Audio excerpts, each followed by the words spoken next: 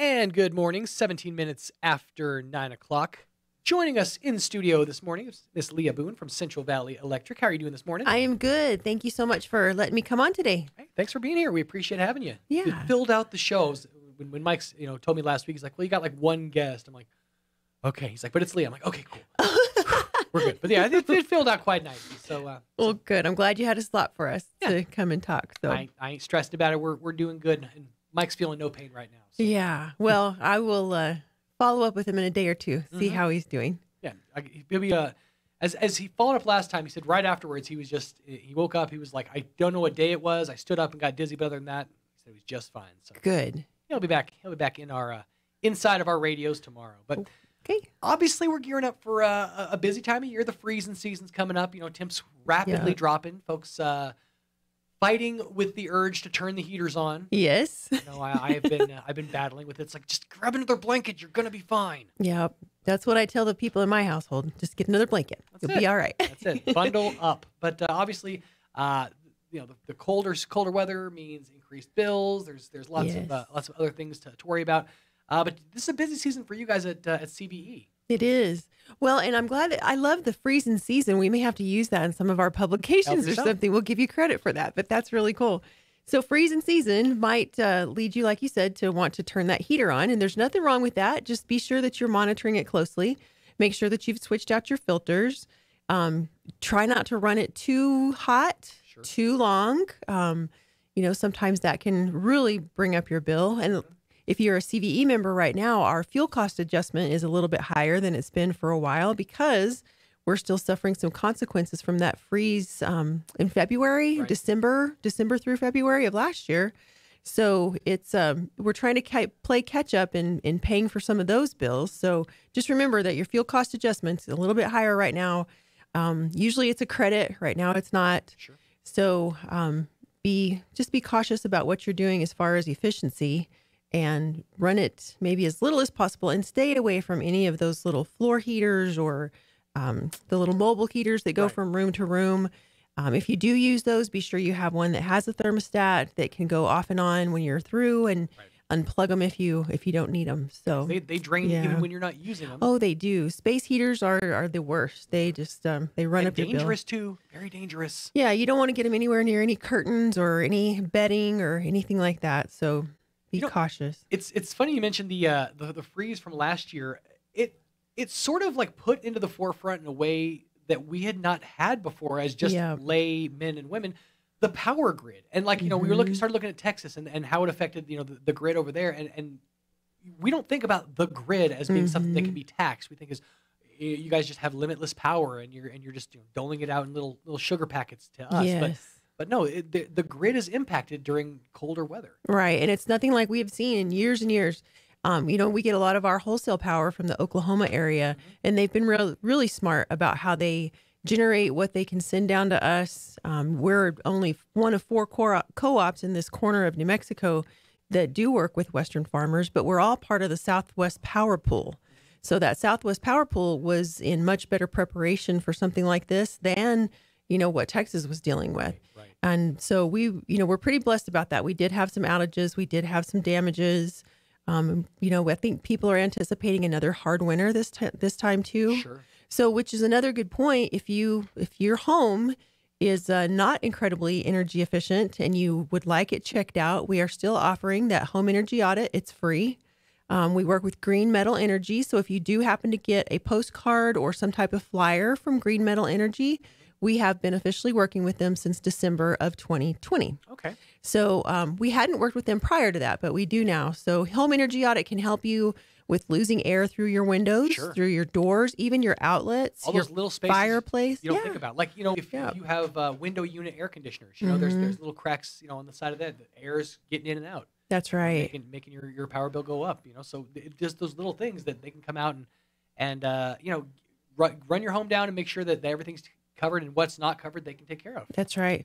And the ductwork too has been very helpful, and they do seal around any of your plumbing penetration, so under your sinks and near your water heater, all of those kinds of things. So it's a very thorough, about 2-hour process, and I can't say enough good things about Green Metal Energy. So and it's something that you touched on. It really is a testament to working with a cooperative, a number of different, places to draw resources from. Whereas you look at Texas, it was that one company, trying to figure it all out, make it work. Whereas, with Central Valley Electric, you guys have so many different partner agencies that you can draw resources from. It really is. It's what's best for the customer. Yeah, and our general manager, Mr. Pinson, he does a great job of making sure that our resources are intact.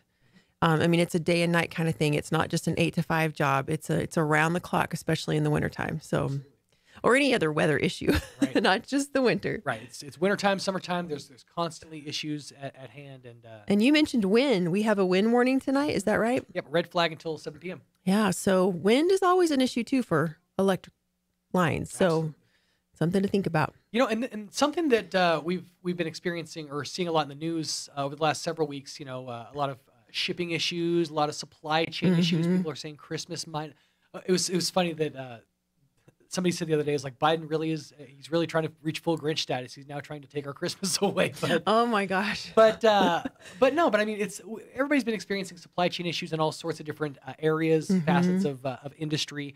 We're seeing a lot of price hikes, a lot of inflation in areas, and Central Valley Electric is obviously no different. You guys are dealing with the same issues. Well, and we've been hearing for months about potential supply chain issues, potential workforce issues, but we are realizing some of those effects. So some of the projects that our engineering department have been working on, it's taking weeks and even months to get some of the supplies that they need to complete these jobs.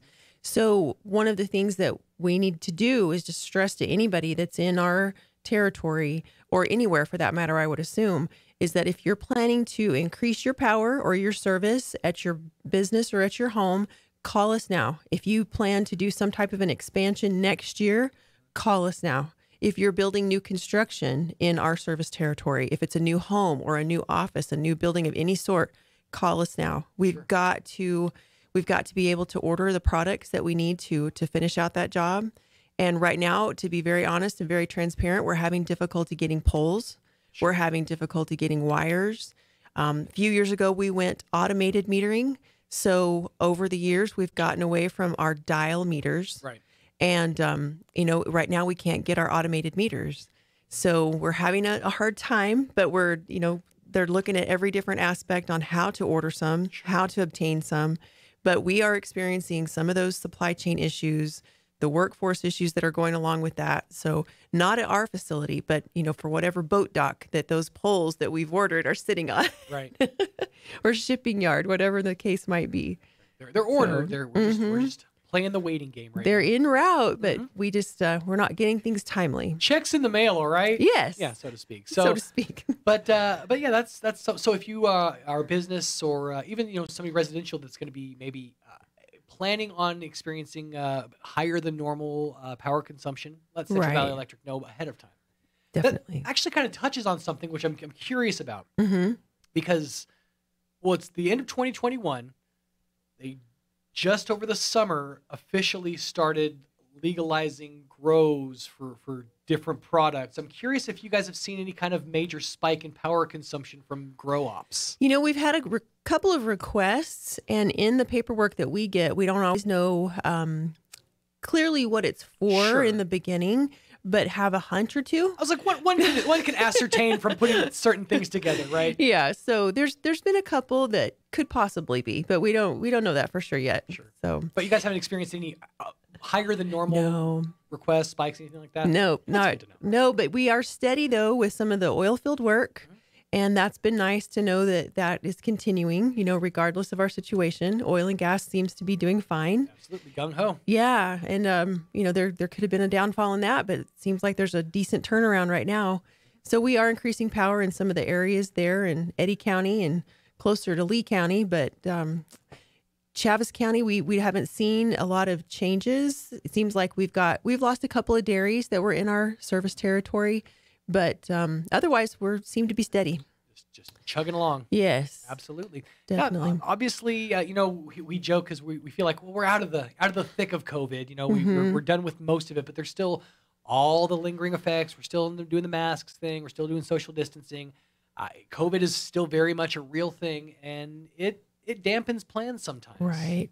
We've been planning so hard for 2022 to offer the Washington, D.C. trip to we call it the Government in Action Youth Tour. Mm-hmm. And we've sponsored kids for years and years and years. Right. In 2019, it was canceled altogether in Washington. In 2020, it was canceled altogether. Well, maybe I'm too ahead of myself. 2020, it was canceled altogether. 2021, it was canceled altogether. 22, we have the option to participate state by state.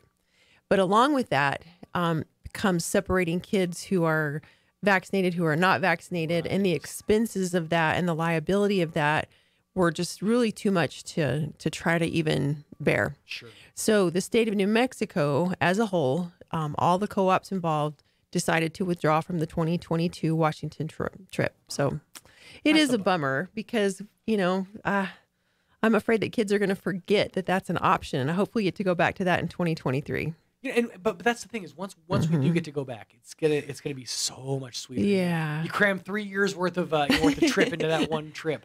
But yeah, that's it's an awesome opportunity when the kids have that to kind of go and see, like you said, government in action, see how the gears really turn. Yeah, and they walk closely together, and they have big dinners together, and they have conferences together. They have speakers, and 1,000 kids in a room, and that hasn't happened in a while. Right. So we look forward to doing it in 2023. If it's safe, we will definitely sign up. But for right now, 2022 is canceled for the state of New Mexico to participate.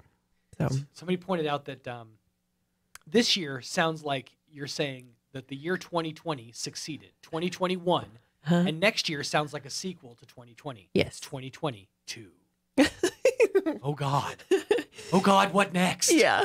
So, but obviously, plans get dampened, but we'll keep our eyes moving forward, and we'll hopefully do something in 2023. Well, and I think that people may sometimes be misguided by thinking that you're going to be resilient from a lot of the effects of this pandemic, but it hit us. It got to the point where it's affected us with our shipments. It's affected us with our activities, our events.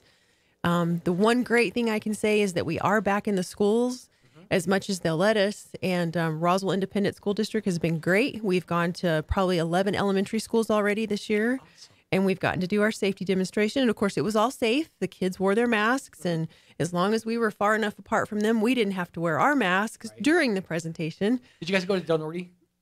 No, not yet. Okay. I'm just curious. That's where my kid is. No, we haven't. There's 3 schools left that we haven't gone to. One decided not to participate, and then 2 we're waiting to hear from. So that's one of them.